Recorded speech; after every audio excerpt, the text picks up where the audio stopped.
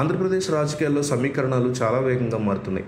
కూటమి పార్టీలు వైసీపీ లక్ష్యంగా కొత్త వ్యూహాలు అమలు చేస్తున్నాయి. ఇదే సమయంలో కూటమి ప్రభుత్వం లక్ష్యంగా మాజీ సీఎం జగన్ పోరుబాటు పట్టారు.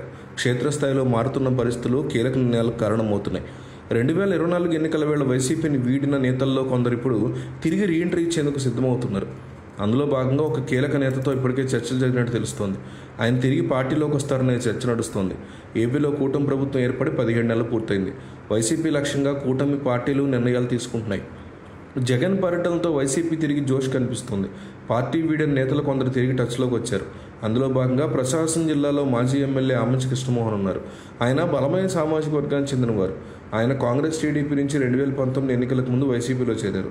వైసీపీ అధికారంలోకి వచ్చింది కానీ ఆయన ఓటమి పాలయ్యారు.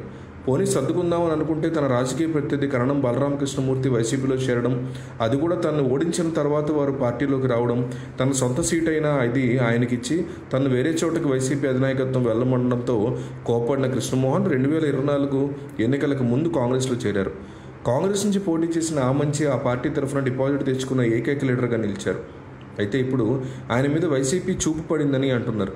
ఆయన తెచ్చి పార్టీలో గట్టి నేతగా నిలబడితే ప్రకాశం జిల్లాలో వైసీపీకి కొత్త వెలుగులు వస్తాయని ఆ పార్టీ పెద్దలు ఆలోచిస్తున్నారు. తాజాగా వైసీపీ ఒంగోలులో వైసీపీకి కీలకంగా రీజనల్ పార్టీ సమావేశం నడిచింది. ఈ సమావేశంలో పార్టీ బలోపేతం మీద చర్చ జరిగింది. జిల్లాలో వైసీపీకి కీలకంగా వ్యవహరించిన బాలినేని జనసేనలోకి వెళ్లారు. ఇక ఆమంచి కాంగ్రెస్ నుంచి బయటికి రావాలని భావిస్తున్న వేళ ఆయనతో వైసీపీ నేతలు చర్చలో వెళ్ళినట్టు తెలుస్తోంది. ఆమంచి జనసేన లేదా వైసీపీలోకి తిరిగి వస్తారనే ప్రచారం అయితే నడుస్తోంది. జనసేన కూటమిలో ఉండడం, 3 పార్టీలకి చీరాల్లో నేతలు ఉండడంతో వైసీపీలోకి రావడం ద్వారా వచ్చే ఎన్నికల్లో ముందస్తుగానే లైన్ క్లియర్ చేసుకోవచ్చనే ఆలోచనలో ఉన్నట్టు తెలుస్తోంది. అయితే ఆమంచి నియోజకవర్గం చీరాల టీడీపీకి సిట్టింగ్ స్థానం కావడంతో వచ్చే ఎన్నికల్లో పొత్తు కొనసాగిన జనసేనకి ఇచ్చే అవకాశం ఉందని భావిస్తున్నారు.